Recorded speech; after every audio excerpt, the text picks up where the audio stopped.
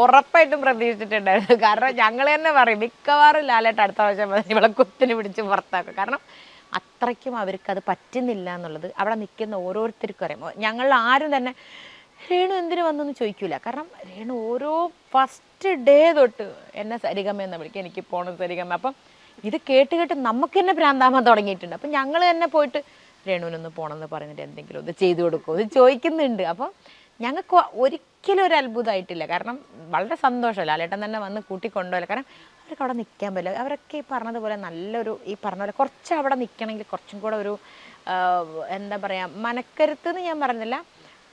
നമുക്ക് ഒരാളെ ചതിക്കാനുള്ള ഒരു, അതായത് അടുത്ത ഗെയിം അതാണ്. നമ്മൾ ഓപ്പോസിറ്റ് നിൽക്കുന്ന ആളെ നമുക്ക് എന്തും യാതൊരുവിധ സെൻറ്റിമെൻറ്റ്സ്, രേണു എന്നൊക്കെ പറഞ്ഞ ഒരുപാട് സെൻറ്റിമെൻറ്റ്സ് ഉള്ള ആൾക്കാരാണ്. ഇപ്പം ഞാനാണ് ഓപ്പോസിറ്റ് നിൽക്കുന്നത് വെച്ചാൽ എൻ്റെ അടുത്ത് ഫൈറ്റ് ചെയ്ത് കുറച്ച് കാര്യം പറഞ്ഞാൽ എനിക്ക് തോന്നുന്നില്ല രേണുവിന് പറയാൻ പറ്റുമെന്ന്. ഞാനും അതേ കാറ്റഗറി. എനിക്ക് ഒരാളെ മുമ്പിൽ നിർത്തി നിങ്ങൾ അങ്ങനത്തെ ആൾ മറ്റേതാണ്, പക്ഷെ അവിടെ അങ്ങനെ പറയാൻ റെഡി ആയിട്ട് നിൽക്കുന്ന ആൾക്കാരുണ്ട് ഓപ്പോസിറ്റിന് ആരായാലും.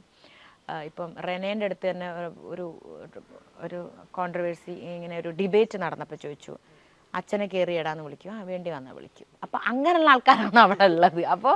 അപ്പോൾ നമുക്ക് തന്നെ അപ്പം അങ്ങനെയുള്ള ആൾക്കാരാണ് അവർക്ക് വേണ്ടതും. അതായത് മുമ്പിൽ ആരാ എന്താന്നില്ല, നമ്മളെ നേർക്ക് വരുന്ന എന്തിനേയും നമ്മൾ പിന്നെ മൈൻഡ് ഗെയിം അല്ല മൗത്ത് ഗെയിമാണെന്ന് തോന്നിയിട്ടുണ്ട്.